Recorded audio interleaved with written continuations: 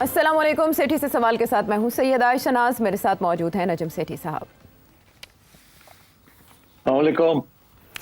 पाकिस्तान में इस वक्त मैच एक बार फिर इंटरेस्टिंग मोड पर है और समझ इसलिए भी नहीं आ रही इस मामले की कि अगर इसमें कोई रेफरी होता तो वो बताता कि मैच किसके हक में जा रहा है, कोई रेड कार्ड कोई येलो कार्ड दिखाई देता, लेकिन ऐसा होता अभी तक दिखाई नहीं दे रहा। और सबसे ज़्यादा जो रेलेवेंट हो चुके हैं सारे मामले में आईनी तरमीम को लेकर, ये मामला शुरू हुआ था मोहसिन नकवी साहब के साथ होने वाली मुलाकातों से और उसके बाद बिलावल भुट्टो जरदारी साहब ने लगाम संभाली, लेकिन अब सेंटर स्टेज ले चुके हैं मौलाना फजलुर रहमान और इलेक्शन कमीशन ऑफ पाकिस्तान। मौलाना फजलुर रहमान इस तरह से रेलेवेंट हुए कि कहा तो ये जा रहा था, दावा किया जा रहा था कि वो आ जाएंगे और वो उससे पहले जो थोड़ी बहुत अड़ी दिखा रहे हैं वो मान जाएंगे, उनके कुछ टर्म्स हैं वो अगर मान ली गई तो वो ऑन बोर्ड ही होंगे। एक तरफ कल शाम तक ये आया कि वो आमादा हो चुके हैं और उन्होंने खुद भी कहा कि इत्तफाक राय किसी हद तक हो चुका है, जो कुछ मामला है उन पर भी इत्तफाक राय हो जाएगा। लेकिन उसके बाद वो जाके पाकिस्तान तहरीक इंसाफ के वफ्द से मुलाकात करते हैं और पांसा पलट जाता है। उसके बाद जब वो स्क्रीन पर आते हैं बैरिस्टर गौहर के साथ तो उनकी बॉडी लैंग्वेज मुकम्मल तब्दील है और वो तकरीबन गुस्से में भी दिखाई देते हैं। आपको दिखाएंगे कि उन्होंने क्या कहा।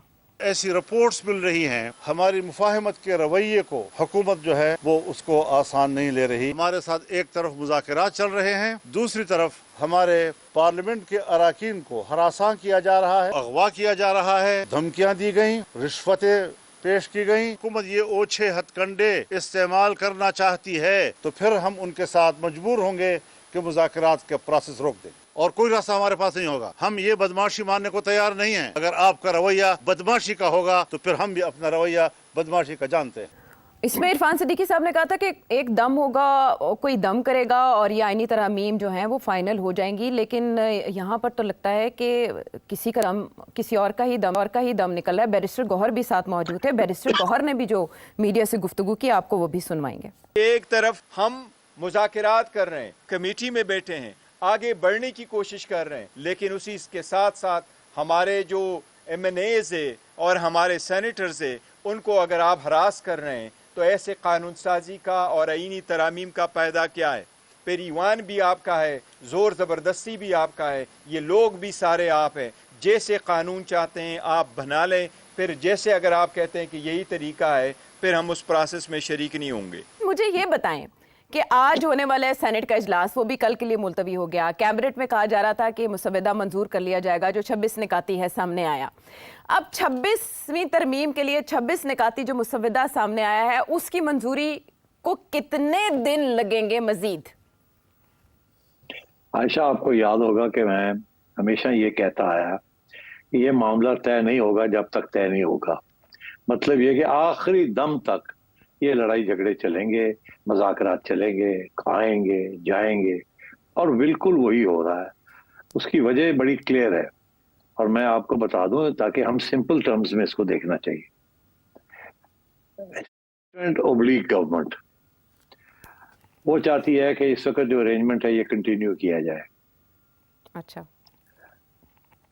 PTI चाहती है कि इसको ओवरथ्रो किया जाए। अच्छा। मेजॉरिटी जजेस PTI के साथ हैं। PTI जुडिशरी को इस्तेमाल करके पार्लियामेंट को और गवर्नमेंट को और को नेगेटिव करना चाहती है। ठीक, तो ये तो दो बड़ी फोर्सेस कशमकश चल रही है। मौलाना के पास नंबर्स आ गए। मौलाना अगर चाहें तो PTI की मदद कर सकते हैं और जुडिशरी की, और ये सारा इंतजामिया जो है इसको नॉकआउट कर दें, और या एस्टेब्लिशमेंट और गवर्नमेंट की साइड लें और ये निज़ाम जो है ये अगले 3-4 साल के लिए चलने दें। अच्छा। तो ऐसे हुआ है कि मौलाना के हाथ में गेम आ गई है। अब मौलाना ने तो जाहिर है पूरा उसमें से जूस निकालना है। मौलाना का क्या प्रॉब्लम है? क्यों इतना मुश्किल है उनके लिए कोई अच्छा फैसला करना? ये इधर का ये उधर का जी। वो PTI के साथ इसलिए नहीं बैठ सकते परमानेंटली क्योंकि KP के अंदर तो लड़ाई झगड़ा ही उन दोनों का आपस में। तो इकट्ठे तो हो नहीं सकते, एक गवर्नमेंट में होगा एक ऑपोजिशन में होगा जी। तो किसी सूरत में मौलाना ऐसा कोई काम नहीं करेंगे जिसके साथ PTI मजबूत हो जाए। मगर साथ साथ मौलाना ये भी नहीं चाहते कि स्टेट और मजबूत हो जाए। क्यों? क्योंकि मौलाना ने एक दफा नहीं 2 दफा इसके ऊपर भरोसा किया और लेट डाउन हो गए। और इस वक्त जो केपी के अंदर जो मूड है, जो एनवायरनमेंट है पॉलिटिकल, वो एंटी है जी। वो सिर्फ पीटीआई के लोग नहीं, वैसे भी लोग एंटी हुए, पीटीएम वगैरह वगैरह। अच्छा। तो मौलाना जो है वो रिस्क नहीं ले सकते कि वो ऐसे लगे कि वो इस के कैंप में, हाँ। ना वो पीटीआई के कैंप में जा सकते हैं। तो इसलिए उनके लिए प्रॉब्लम बनी हुई है कि वो चाहते हैं कि कोई ऐसा मसवदा बने जिसके साथ वो अपने सपोर्टर्स को ये कह सके हमने तो का साथ नहीं दिया, हमने जमहूरियत का साथ दिया है।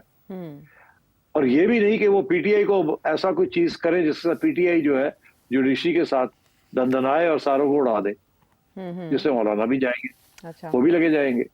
तो ये प्रॉब्लम है मौलाना का। इसलिए मौलाना जो है हर स्टेज पे मैक्सिमम कंसेशन एक्सट्रैक्ट करना चाह रहे हैं। तो अपने लिए तो अलग बात है, मगर ये ना हो कि वो जरा चली जाए या पीटीआई की तरफ चली, बैलेंस रखना चाह रहे हैं ताकि वो कह सके कि हमने पाकिस्तान की बेहतरी के लिए ये अमेंडमेंट का साथ दिया है। ये मौलाना का प्रॉब्लम है। तो अब दैट इज वाई मौलाना जो है कभी वो कहते हैं हो गया मसला, कभी वो कहते हैं नहीं, कभी पीटीआई के साथ बैठते हैं, कभी नून लीग के साथ बैठते हैं, कभी मोहसिन नकवी साहब के साथ बैठते हैं। तो ये this is what is going on right now. So इसीलिए आप देख रहे हैं, और ये आखिरी स्टेज ये आई है कि पीटीआई के लोगों के ऊपर तो प्रेशर है टू क्रॉस द फ्लोर। ये तो अब एस्टेब्लिश बात है ना, टू क्रॉस द फ्लोर। मगर बात यह है कि सियासत जो है ना वो बड़ी खतरनाक चीज होती है। आप याद रखें, मैं हमेशा कहता हूं कि सियासत के अंदर कभी अपने हथियार जो है ना वो नहीं गिराए जाते। किसी स्टेज पे भी एतमाद नहीं किया जाता दूसरी पार्टी के ऊपर जिसके साथ आप डील करने जा रहे हो, या जिसके साथ आप कोई एमओयू करने जा रहे हो, या कोई अंडरस्टैंडिंग करने जा रहे हो। आखिरी वक्त तक आप हथियार नहीं गिराते। हथियार दोनों पार्टीज अपने पास रखती हैं जैसे वो बात भी कर रही होती हैं। इसको मैं कहता हूं टॉक टॉक फाइट फाइट। अब सूरत हाल ये है कि गवर्नमेंट जो है और जो है उनका मसला ये बना हुआ है कि नंबर्स नहीं है उनके पास। अब उनके लिए दो सूरतें हैं। एक ये कि वो पीटीआई के लोग तोड़े, और दूसरा ये है कि अगर मौलाना जो है वो प्रॉब्लम्स क्रिएट कर रहे हैं, नखरे कर रहे हैं और अब बात को आगे नहीं बढ़ने दे रहे, तो मौलाना के लोग भी तोड़ लेते। इसे कहते हैं अपने हथियार अपने उन्होंने गिराए नहीं है। अच्छा। तो आज जो मौलाना जो कल रात को गरजे हैं, उनको तकलीफ इस बात की है कि उनको पता चल गया कि उनके लोगों को भी कांटेक्ट किया जा रहा है, जैसे कि पीटीआई के लोगों को कांटेक्ट किया जा रहा है। और वो मौलाना के लिए पैगाम है कि भाजी आ जाओ साढ़े नाल, मुकमुका कर लो, नहीं तो असं थोड़े बंदे भी तोड़ लवांगे। अच्छा, लेकिन मौलाना कह रहे हैं मुज़ाकरात हम खत्म कर देंगे। तो अगर इन्होंने उनके बंदे तोड़ लिए तो फिर मुज़ाकरात तो नाइदर है नो देयर ना। ये तो देखे ना, मौलाना ने जो धमकी दी है is in return for the धमकी जो उधर से आई कि हम आपके बंदे तोड़ रहे हो। कहते अगर बंदे तोड़ोगे तो असं दौड़ जाएंगे। तो ये दोनों अपने हथियार लेके बैठे हुए हैं। आप समझ रहे हैं? एक ही हथियार ये है कि बंदे तोड़ लवांगे तोड़े, जप्पी जप्पी जप्पी, पीछे चाकू चाकू चाकू। तो दूसरा कहता है चाकू उठाओ नहीं तो ऐसे दौड़ जाएंगे। तो ये this is part of politics. कभी भी पॉलिटिक्स के अंदर जो लोग डिस्कस कर रहे हों, वो अपने हथियार जो होते हैं ना वो कभी नहीं छोड़ते। ये नहीं हो सकता कि वो मौलाना के पांव पड़ जाए और कहे मौलाना यार अब आ जाओ आ जाओ। ऐसे नहीं होता, फिर तो मौलाना चढ़ जाएंगे ऊपर। तो मौलाना को भी एक धमकी देनी है ना कि अगर ऐसी बात है तो फिर आपके बंदे भी तोड़ देंगे, फॉरवर्ड ब्लॉक बना लेंगे। और उसके लिए ये नहीं होता कि वो कामयाब हो जाएंगे, मगर धमकी तो चलती है ना, लोग तो फिसलते हैं ना, पैसा तो चलता है ना। Nothing to be afraid of over it. ये ऐसे ही सिलसिला चलेगा। मौलाना आएंगे, बिल्कुल साथ आएंगे, कोई फॉरवर्ड ब्लॉक नहीं बनेगा। पीटीआई कभी भी एक्सेप्ट नहीं करेगी, जो भी तय होता है पीटीआई कभी नहीं एक्सेप्ट करेगी। अभी आप देखें ना, सलमान राजा कह रहे हैं कि हम तो एक्सेप्ट करने के लिए तैयार ही नहीं। ये जो मसवदा फिर रहा है इस वक्त on the constitutional court and appointment of chief justice, उधर बैरिस्टर साहब गौहर साहब कह रहे हैं कि हम तो हमारी तरफ से तो ठीक है, पर हमारे बंदे तोड़ने की कोशिश ना करें। और ये है कि हम इमरान खान के पास जाएंगे और पूछेंगे, मगर हमें कोई बेसिकली इतराज नहीं है। हम तो सब मीटिंग्स में हमने हिस्सा लिया है। जी। तो ये हर जगह पे ये डिवीजन चल रही है। इवेंचुअली ये नंबर्स गेम बननी है। अगर गवर्नमेंट तोड़ लेती है लोगों को, तो वो सबको कहेगी जाओ हमने तोड़ लिए बंदे, हम आपकी बात नहीं मानते, और दिल ड्रम डा करके इसको पास कर देंगे। अगर नंबर्स नहीं पूरे होते तो फिर इन मौलाना को साथ ले जाना पड़ेगा और कोई ना कोई कंसेशन कहीं ना कहीं देने पड़ेंगे। अच्छा, आप सेठी साहब ये नहीं समझते कि बहुत पहले अगर मौलाना को ऑन बोर्ड ले लिया जाता तो मैच इतना फंसता ही ना, और मौलाना जो इस वक्त आपके ख्याल में पाकिस्तान तहरीक इंसाफ को एज अ बेट यूज कर रहे हैं अपने लिए, पाकिस्तान तहरीक इंसाफ मौलाना जाहिर है जी अपने लिए ही करेंगे ना। मौलाना जो भी कर रहे हैं वो अपनी बेहतरी के लिए कर रहे हैं ना। वो पीटीआई के साथ कोई प्यार मोहब्बत तो नहीं है, अगर कुछ है तो दुश्मनी है। और पीटीआई जो है, जो कि मौलाना को जितनी पीटीआई ने गालियां दी हैं और वह इमरान खान ने गालियां दी हैं, मेरा ख्याल है तारीख में किसी ने मौलाना को जेयूआई को इतनी गालियां नहीं दी जितनी इमरान खान ने दी, और वो भी 50-50 हजार के मजमे के आगे बैठ के। तो सियासत में ये सब कुछ चलता है, मगर दिलों में जो बात होती है वो नहीं बाहर आती। वो उसी वक्त आती है जब मफाद की बात आती है, फिर अपने मफाद में सब काम करते हैं। तो ये आपका कहना कि वो मौलाना बेट इस्तेमाल कर रहा है, ऑफ कोर्स जाहिर है, उधर हर दूसरे दिन फुदक के वहां पहुंच जाते हैं मौलाना, और वो फुदक के इधर आ जाते हैं। तो ये सिर्फ नून लीग को दिखाने के लिए कि हम we can create trouble, we are at it. फिर वो शहबाज शरीफ साहब को रात को 12 बजे के बाद बिलावल को लेकर मौलाना के घर जाना पड़ता। नहीं नहीं नहीं नहीं नहीं नहीं, वो गलत फहमी हो गई। वो आपको पता ही है, बच्चे जो है ये खुद ही कुछ ना कुछ कर लेते हैं ना। मौलाना रहने दो, कोई गल नहीं, मौलाना उनकी दाढ़ी शाड़ी को जाके हाथ लगाया होगा।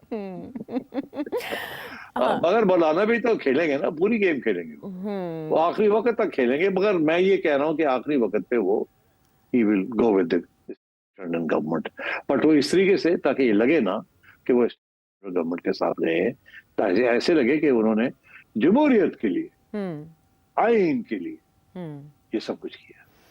ठीक है, लेकिन एंड टाइम पे मौलाना पहले इत्तफाक राय का इंदिया देते हैं, फिर बैरिस्टर गौहर से मिलने के बाद वो बहुत गुस्से में ये बातें करते हैं। अब कल तक ये पाबंदी है इमरान खान साहब से मुलाकात पर, और दूसरी तरफ बिलावल ये एहतमाम करते दिखाई दे रहे हैं, बैरिस्टर गौहर को तसल्ली करवा रहे हैं कि मैं आपकी मुलाकात का एहतमाम करता हूँ बानी पीटीआई के साथ।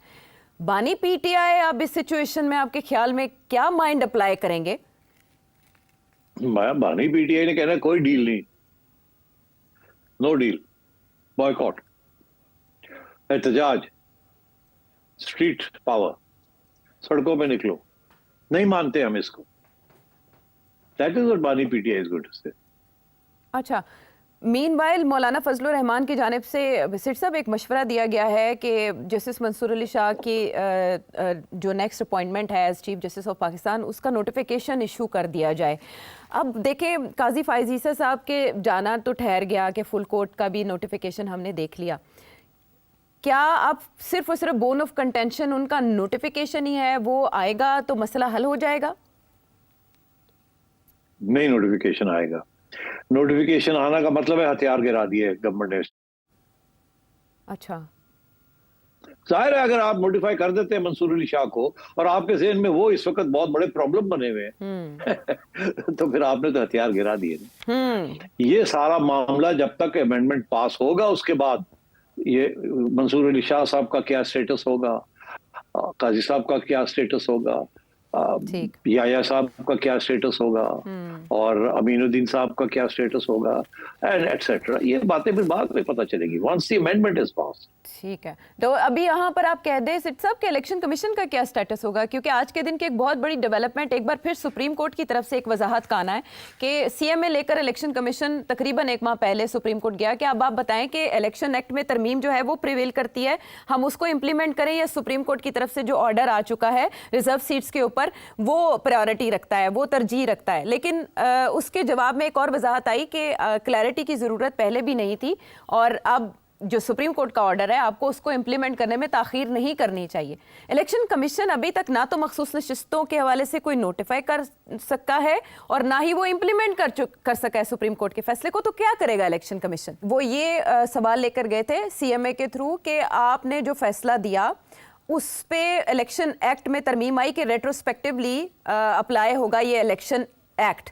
तो उस पे सुप्रीम कोर्ट का ये कहना था कि हम उसे रेट्रोस्पेक्टिवली नहीं मानते, सुप्रीम कोर्ट के फैसले पर उसका असर नहीं हो सकता, इफेक्ट नहीं रखता उसके ऊपर। तो ये CMA लेकर गया हुआ था इलेक्शन कमीशन। लेकिन जब सुप्रीम कोर्ट की तरफ से ये वजाहत आती है तो सोर्सेज ऑफ इलेक्शन कमीशन ये कहते हैं कि हमारी CMA के ऊपर समात नहीं हुई, ये सुप्रीम कोर्ट की वजाहत आई है, हमारी CMA को नंबर नहीं लगा। तो ये वजाहत खुद आ गई, तो हमारे अच्छा। तो ये उसका जवाब नहीं है।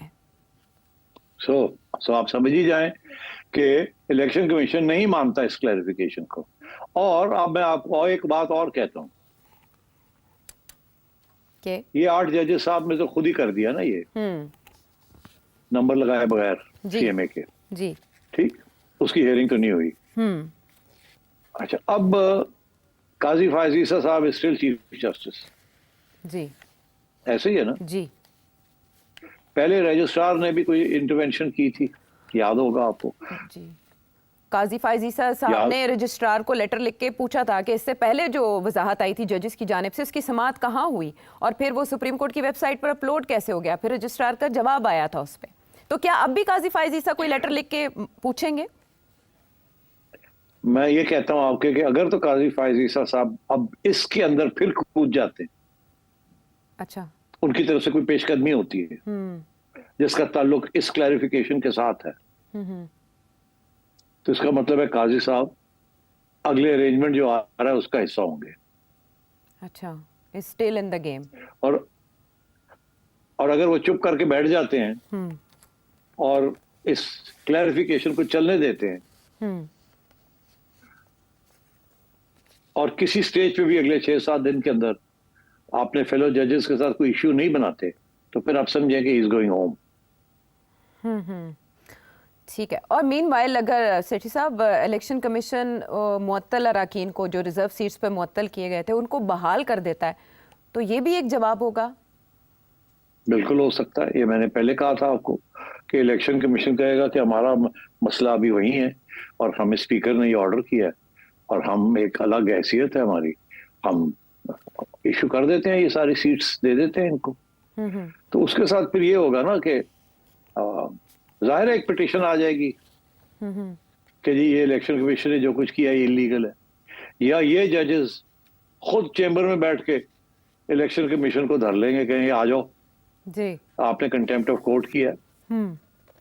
तो मतलब ये मैं आपसे कह रहा हूं कि इस वक्त जो सिचुएशन सुप्रीम कोर्ट में बनी हुई है वो ऐसे है जैसे कि ये 8 जजेस अलग एक सुप्रीम कोर्ट बना लिया है इन्होंने और बाकी जो है वो अलग हो गए हैं और ये खुद ही अपने फैसले करी जा रहे हैं और अपनी हियरिंग्स कर रहे हैं और अपने फैसले सुनाने शुरू कर दिए। तो दिस मीन्स कि अब बहुत बड़ी क्राइसिस सुप्रीम कोर्ट में है और इस वक्त ये जो 8 जजेस हैं इनके साथ ना गवर्नमेंट है ना इलेक्शन कमीशन है, उधर पीटीआई इनके साथ है। इनफैक्ट मैं तो कहूँगा पीटीआई ने बड़ी ज्यादती की है, मंसूर अली शाह साहब को कंट्रोवर्शियल इतना बना दिया है कि वो कभी भी अब उनके बारे में हमेशा कोई ना कोई चीज उड़ती जाएगी। वेरी सैड, वेरी फाइन जज एंड मगर पीटीआई ने कि जी वो आएंगे वो उड़ा देंगे इलेक्शन को, ये कर देंगे वो कर देंगे और फिर एज आई सेड एक आध फैसला ऐसा है जिसपे मंसूर अली शाह साहब ने मुनीब अख्तर साहब के साथ दिया। इन्होंने quite an absurd judgment frankly, but उसके साथ अब उनकी भी स्टैंडिंग खराब हो गई। तो अब ये इस किस्म की सिचुएशन है एंड आई एम अफ्रेड जब तक ये कॉन्स्टिट्यूशनल अमेंडमेंट पास नहीं होता और अगले अपॉइंटमेंट्स नहीं हो जाती उस वक्त तक ये कंफ्यूजन चलेगी। बट मुझे लग ऐसे रहा है कि सुप्रीम कोर्ट के अंदर ये 8 जजेस जो हैं ये कुछ भी नहीं मानेंगे अब। अच्छा, ये कुछ भी नहीं मानेंगे, इनके अंदर से ब्रेक होनी पड़ेगी। सम जजेस will have to be broken और will have to shift their position ताकि ये मामला आगे चले। नहीं तो फिर यही होगा कि parliament versus supreme court and जैसे मैंने कहा और उसके अंदर क्योंकि एग्जीक्यूटिव पावर पार्लियामेंट में है तो supreme court will be the loser. ठीक है, ये जिस तरह से आपने कंक्लूड किया, इसको बादियो नज़र में ऐसा ही देखा जा रहा है कि ये बेसिकली बालादस्ती है कि पार्लियामान बालातर है या जुडिशरी, और ये हमेशा से होता आया है। लेकिन क्या अब की बार कुछ मुख्तलिफ होगा? इसमें पार्लियामेंट की तरफ से भी क्या कोई जवाबी वार आ सकता है? बहुत से सवाल अपनी जगह हैं बरकरार, लेकिन एनालिसिस आपने जाना। एक और अहम मामला एक ब्रेक के बाद।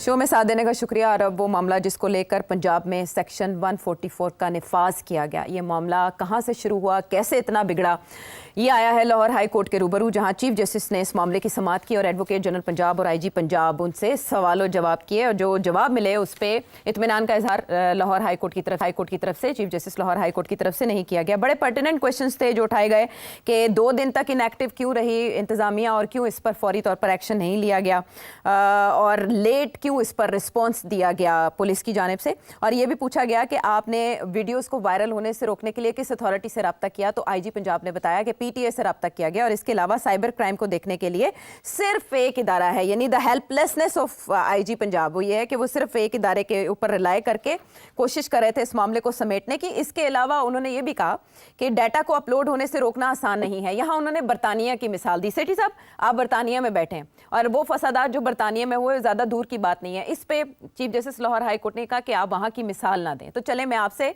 यहाँ के हवाले से क्वेश्चन कर लेती हूँ कि ये जो भी मामला हुआ, जिस तरह से ये चिंगारी आग में तब्दील हुई और ऐसे फैल गई कि सेक्शन 144 का निफाज करना पड़ा, ये कैसे बात इतनी बड़ी, और आपके ख्याल में मिस हैंडल किसने किया इस मामले को?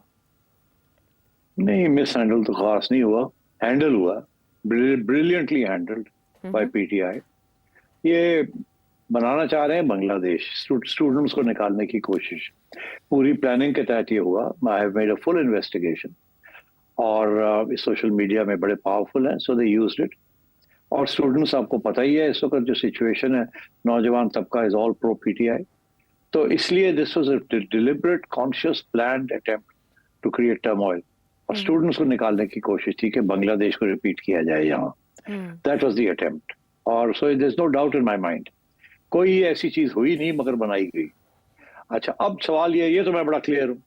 तो अब ये है कि गवर्नमेंट को इस बात का एहसास नहीं हुआ, उन्होंने सोचा कि पता नहीं इतना बड़ा प्रोटेस्ट हो रहा है, शायद कुछ हो ही गया, let's get to the bottom of it. तो गवर्नमेंट इस किस्म के केस में स्लो मूव करती है, तो इदारे अपने आ जाते हैं, इन्वेस्टिगेशन शुरू हो जाती हैं, काउंटर इन्वेस्टिगेशन शुरू हो जाती है, तो उसमें वक्त लगता है कि यार ये क्या शोर पड़ गया, किधर है, पता करो कौन था कौन नहीं था, ये देखें वो देखें। तो ये इसमें एक आध दिन लग पड़ता है, जब पता ही ना चले हो क्या रहा है। तो जिसे कहते हैं ना डेड बॉडी, अगर कोई मर्डर हुआ तो डेड बॉडी कहाँ है, वो पता ही नहीं है कि जी डेड बॉडी के ऊपर मर्डर कैसे हो सकता है। तो इसी किस्म का ये सिलसिला था कि where is the woman, where is the girl who has been raped, वो पता ही नहीं चल रहा था, और एलिजिडली रेप्ड। तो इसलिए दे वर रनिंग अराउंड, इसलिए मीडिया वाले भी कभी कोई अस्पताल चेक कर रहे हैं, कोई इधर चेक कर रहे हैं, कोई उधर चेक कर रहे हैं, नोबडी हैड अ क्लू। पहली बात। So I don't blame the government. It took them some time to understand that this was a concerted PTI attempt to create turmoil and use the students. पहली बात तो इस उनके ज़हन में भी नहीं था कि ये इस किस्म की चीज कर सकते हैं, और सोशल मीडिया इतना पावरफुल बना लिया है as a tool of fake news and provocation PTI ने। They had no idea, now they realise कि ओ ये तो दिस वाज दिस। अब पता भी चला कौन कैसे। अब चीफ जस्टिस साहिबा जो है, उन्होंने जो सवाल किया उसका जवाब मैं देता हूँ फ्रॉम पर्सनल एक्सपीरियंस। आईजी साहब को छोड़े आप, बात यह है कि इस वक्त अगर यूट्यूब के ऊपर कोई आपके खिलाफ, मेरे खिलाफ किसी किस्म की गलत खबर, गलत बयानी, fake news, offensive news, preaching hatred, कुछ भी आ जाए ना, उसको रिमूव करने के लिए is next to impossible in the short term, next to impossible. हमें यहाँ ये ऐसे लगता है कि जी बस वो पीटीए है, एफआईए है, उन्हें लिखें कि जी ये देखें जी ये क्या ज्यादती कर रहे हैं और इसको ब्लॉक कर दें। अच्छा, ये आप यूट्यूब को ब्लॉक नहीं कर सकते। अब मैं आपको बताऊं, मेरा एक जाती एक्सपीरियंस है, ये सिर्फ इंग्लैंड में नहीं, पाकिस्तान में नहीं, हर जगह पे विदाउट गोइंग टू यूट्यूब और उनका जो अपना process of investigation, without going through that process कोई भी चीज रिमूव नहीं होती यूट्यूब से जी। हाँ, वो बरतानिया की गवर्नमेंट कहे या पाकिस्तान की गवर्नमेंट कहे या एफआईए कहे या पीटीए कहे, वो अपना पूरा प्रोसेस जो है उसको करते हैं। हाँ, वो हर बात है कि वेस्टर्न गवर्नमेंट से अभी रिक्वेस्ट करती हैं तो वो जल्दी एक्ट करते हैं, because it's a western organisation. और अगर पाकिस्तान जैसी गवर्नमेंट जिसके खिलाफ वैसे ही इतना महाज बने हुए हैं, वहां अगर कोई करे तो ये सवाल आ जाता है कि इज इट डेमोक्रेटिक और नॉट, ये राइट है कि नहीं है रिमूव करने की, ये गवर्नमेंट तो नहीं एक्सेस अथॉरिटी इस्तेमाल कर रही, ये लोग जो कह रहे हैं कि ये हेट्रेड है, ये हेट्रेड तो नहीं है, ये तो राइट ऑफ स्पीच है। हमारे लिए इस किस्म के इश्यूज बन जाते हैं। जब ये बरतानिया के अंदर अगर हुकूमत बरतानिया की या वहां की जुडिशरी ये ऑर्डर करे कि इसको रिमूव करे, तो उसी वक्त वो विद इन आवर्स वो रिमूव हो जाता है, बिकॉज ट्रस्ट लेवल बहुत हाई है। यहाँ ट्रस्ट लेवल नहीं है। अब मैं आपको बताऊं, मेरे एक बड़े करीब दोस्त है, समझे, बहुत ही करीब, उनके खिलाफ एक बहुत सख्त किस्म की गंदी वीडियो चल रही है जो लाइफ थ्रेटनिंग है, ओवर 1 मिलियन व्यूज। वो बड़े परेशान थे, उन्होंने FIA को अप्रोच किया कि यार ये इसको उतारें प्लीज, इट्स लाइफ थ्रेटनिंग। अच्छा। FIA ने कहा हाँ आप तो सही कह रहे हैं, अच्छा हमें थोड़ा टाइम दे। उन्होंने PTA को कहा, PTA ने आगे से कहा हाँ हम करते हैं। पता लगा 7 दिन हो गए, कुछ नहीं हुआ। फिर प्रेशर डाला FIA के ऊपर कि भाई ये कुछ करे, और by the way pressure at the highest level, इससे ज्यादा मैं नहीं कहूंगा, हाईएस्ट लेवल से प्रेशर। ओके। इसको खत्म करे, निकाले, ब्लॉक करे इसको, कल को खुदा ना खास्ता कोई हादसा ना हो जाए। तो FIA अभी तक नहीं उसको खत्म कर सकी। इवेंचुअली क्या किया कि जब PTA ने भी हैंड्स अप हो गई और FIA ने भी कहा यूट्यूब जो हमारे घास नहीं डाल रही, हमने बड़ा कुछ लिखा है, उनको आगे से जवाब ही नहीं देते हो, तो फिर इन्होंने, मैं आपको बता रहा हूँ अब बड़ी इंपॉर्टेंट चीज, कि इन्होंने अमेरिकन एम्बेसी को लिखा। अच्छा। अमेरिकन एम्बेसी के उनको जो लीगल अफेयर्स डिपार्टमेंट है उनको लिखा कि आप हमारी मदद करें, इस यूट्यूब को, ये जो वीडियो है इसको रिमूव करवाएं, this is incitement to violence. और अभी तक वो रिमूव नहीं हुई। उसके बाद यूट्यूब वालों को अप्रोच किया गया at a high level via contacts in YouTube. अच्छा। अभी तक वीडियो नहीं रिमूव हुई। तो जज साहिबा को मैं ये कहना चाहूंगा कि not the easiest thing in the world to remove a video and to block it on YouTube. तो इन्होंने इसीलिए, अगर इनके पास ये पावर होती तो ये सारा का सारा ट्विटर को ब्लॉक ना करते, जहां भी कोई गड़बड़ होती बटन दबाते तो वो ब्लॉक हो जाता उसका account. The government of Pakistan has signed understandings and deals and agreements whereby they don't have access to this. ये servers जो हैं इन चीजों के पाकिस्तान में नहीं है जहां access चाहिए, they are in the control of YouTube. तो इसलिए it is not easy to remove offensive videos, even though you may think they are offensive. तो जज साहबा को ये IG साहब I have to side with him because ये IG की गलती नहीं है, उनके पास पावर ही नहीं है। और जब वो कहते हैं हमारे पास तो एक ही इदारा है, वो FIA क्राइम ब्रांच है, वो आगे PTA के पास जाते हैं और वहाँ हैंड्स अप हुए हैं सारे, as far as blocking of video content is concern. देखिए, इसमें उन्होंने हवाला दिया कि इंस्टाग्राम पोस्ट से ये आग फैली और फिर व्हाट्सएप ग्रुप्स में शेयर हुई, उसका भी तो तदारुक आसान नहीं है। तो उसके जवाब में कुछ लोगों को इन्होंने अरेस्ट किया और AG पंजाब ने आज ये बताया कि एक वकील साहब को अगर हमने अरेस्ट किया तो उसको मजिस्ट्रेट ने बरी कर दिया। उन्होंने इस बात पर भी बहुत तनकीद की। तो ये जो कानून में कुछ ऐसे फ्लॉज मौजूद हैं वो भी वजह बनते हैं इस तरह की चीज़ों की तकवीयत पकड़ने के। सेठी साहब, बात यह है कि किसी और किस्म के हालात होते और PTI इन्वॉल्व ना होती तो अदलिया का इंसाफ किसी और किस्म का होना था। आजकल अदलिया का इंसाफ is in favour of PTI। ये बिल्कुल ऐसे ही है कि अगर एक सरमायादार है, उसकी फैक्ट्री है, तो वहां लेबर भी है, ठीक है।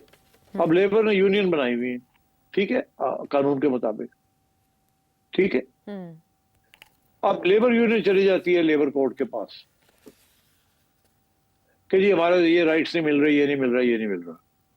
99.9% labour court will side with the labour union. अच्छा।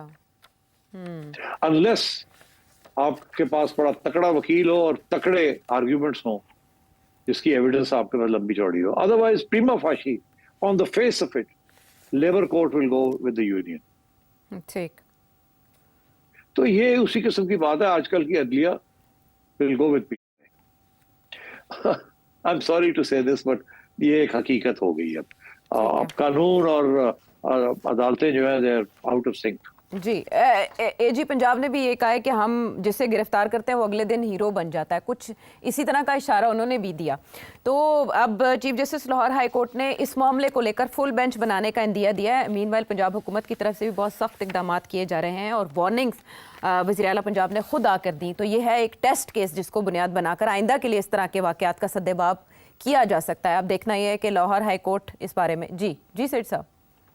जी, वो ये कि चीफ मिनिस्टर ने सख्ती का दिखाया है कि वो क्या कर सकते हैं, मगर बात ये है कि आप सोचिए कि ये कितना बड़ा जुर्म है कि किस तरीके के साथ सोशल मीडिया को इस्तेमाल करके एक बगावत ब्रू की जा रही है और झूठी खबरों के ऊपर सारा पाकिस्तान के अंदर पीटीआई के लोग उसको कर रहे हैं। तो आप देख लीजिए कि अब अगर क्रैकडाउन आता है तो फिर शोर पड़ता है कि जी क्रैकडाउन क्यों आया है। क्रैकडाउन आएगा अगर आप इस किस्म के काम करेंगे, मगर फिर क्रैकडाउन का फायदा क्या कि अगले दिन जुडिशरी फिर इनको बाहर छोड़ देती है। So you know we have a serious problem right now and that problem has to do with two things. एक ये कि एक popular perception of who won the election and who lost the election, और दूसरा ये कि the anti sentiment. ठीक है, पोलराइजेशन है एक्सट्रीम लेवल की, फिर इस तरह के मामला का शिकार हो जाते हैं बजाय ये कि वो हल की तरफ जाएं, उसमें कन्फ्यूजन ज़्यादा हमें दिखाई देती है। वापस आते हैं हम एक ब्रेक के बाद।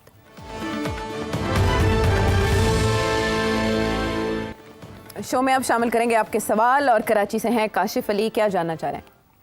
शेर साहब, जैसे आप अक्सर अपना कलर लैंग्वेज पे बात करते हैं और even the colour of the tie बहुत कुछ कहती है और बॉडी लैंग्वेज, और ये आपकी बड़ी अच्छी डिस्कशंस होती हैं इस पर। तो how do you see Indian foreign minister wearing olive green tie in the SCO dinner जो भी रिसेंटली हमारे यहाँ हुआ, और उसमें आप इंडिया और पाकिस्तान के ताल्लुकात को फ्यूचर में किस तरह देखते हैं, स्पेशली आफ्टर जो कुछ इंडिया ने कनाडा में किया है और जो उस पर कैनेडियन गवर्नमेंट का रद्द अमल आया है? जी सेठी साहब। Tie diplomacy it means a lot. अच्छा, बाय द वे आयशा, तुम्हें पता क्या कि जब मेरी टाइज जो हैं, हाँ। लोग पता क्या कहते हैं? लोग कहते हैं कि जी आप टाई पहनते हैं ताकि वो मैचिंग कलर हो आयशा के कपड़ों के साथ। You know that? हाँ, समटाइम्स यार कमेंट्स आते ये हैं, ये तो होता ही नहीं है वैसे कभी। तो यार अब हम क्या करें कि 4-5 कलर्स हैं और मैं एक कलर चूज करता हूँ और आप एक कर लेती हैं, तो कभी मैच कर जाता है कभी नहीं करता। तो वो कहते हैं नहीं जी बड़ा सोच समझ के करते हैं। तो ये उसी किस्म की बात आ गई कि टाई डिप्लोमेसी, टाई शो। तो ये टाइज के बारे में मुझे याद आया कि एक जमाने में जब मैं मुनीर फरूक के साथ शो करता था जियो के ऊपर आपस की बात, अच्छा, तो उस वक्त हम एमक्यूएम के बारे में काफी तबसरे करते थे और एमक्यूएम उस वक्त बड़ी अग्रेसिव सियासी जमात थी और मुतहद भी थी और वो हमारे तबसरे पसंद नहीं करते थे। तो उसमें अल्ताफ साहब का नाम तो नहीं लेना चाहिए मगर अब ले लिया तो जाने दें। वो जो थे वो लंदन में बैठ के गरजते थे जी। तो मैं एक दिन लंदन में था तो मैं मिलने चला गया उनको। मैंने कहा जरा सलाम दुआ तो ले। तो वहां बातों बातों में कोई बात हुई तो मैंने कोई बात कर दी कड़वी सी। तो वो काफी लाल पीले हो गए। तो मैंने सोचा कि अब एक ही रास्ता है, कोई मामला को ठंडा किया जाए। हाँ। तो मैंने कहा भाई आप मुझे अब बोरी में तो नहीं डलवा देंगे? तो उसके साथ वो सारी जो बर्फ थी ना वो पिघल गई। तो फिर हंसी मजाक शुरू हो गई। नहीं मैं तो ये नहीं करता। मैं मतलब है कि मैंने बचा लिया अपने आप को, नहीं तो मैं बोरी बोलने वाला। अच्छा, अब जब मैं लाहौर में आके तो मैंने वो मुनीब के साथ हम शुरू हो गए और हर रोज हम टाइयां चेंज करते थे। अच्छा, तो जनाब वो कमाल साहब हैं IMF के, वो बहुत नाराज थे। वो उस वक्त मेयर थे कराची के, ठीक, और मुस्तफा कमाल साहब। तो उन्होंने एक प्रोग्राम के ऊपर बैठ के कहा कि ये दोनों जो बैठे हुए ना याजूब माजूब, हमारा नाम लगा दिया उन्होंने, माजूब याजूब या याजूब माजूब। ये दो शैतान जो है ना, इनको हम देखेंगे टाइयां पहन के बैठ जाते हैं, हर रोज टाइयां तब्दील करते हैं। तो हमारा टाइयों का तबसरा उधर से शुरू हो गया। अच्छा। उसके बाद फिर हमने कहा लो जी, बात मजा आ गया। हर रोज फिर हम अपने हर प्रोग्राम में शुरू करें, मुजीब तेरी टाई का क्या हाल है, तुम्हारी टाई लाल पहनी हुई है, उन्होंने कहते आपकी पीली पहनी हुई है, मैच नहीं हो। तो हमने मजाक करना शुरू कर दिया। अच्छा, जब मजाक करना शुरू कर दिया टाइयों का, तो फिर वहीं से हमें एक पैगाम आया, एक बंदा आ गया। अच्छा।